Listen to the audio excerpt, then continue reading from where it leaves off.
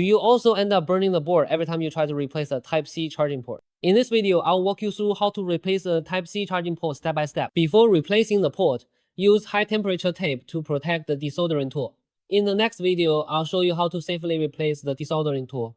So if you're interested, make sure to follow. First, use the solder wire to replace the original high temperature solder. This will make the removal process much smoother. Use a glue cutting knife to cut through the adhesive around the charging port. This will make it easier to remove the port. Apply flux to the solder joints, hold the charging port with tweezers, and gently rock it back and forth while using a hot air gun. Once the temperature is right, it will come off naturally. Be sure not to use force.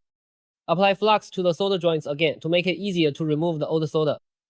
Use a soldering iron together with desoldering blade to flatten the solder pads. Wait until the soldering iron is hot enough before removing the solder, forcing it can also cause the pads to lift. Use cotton with PCB cleaner to wipe the solder pads clean. Apply flux to the solder pads to make tinning easier. Use solder wire to tin the solder joints and tin with the tip of the soldering iron. This way you won't get solder bridges.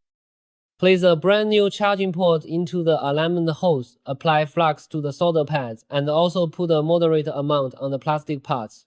This helps prevent the charging port from getting deformed by heat.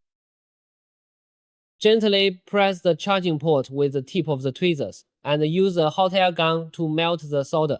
Once the solder is melted, remove the hot air gun and keep pressing with the tweezers for another 3 seconds until the solder solidifies.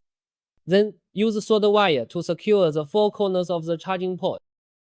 Finally, use cotton with PCB cleaner to thoroughly clean the charging port.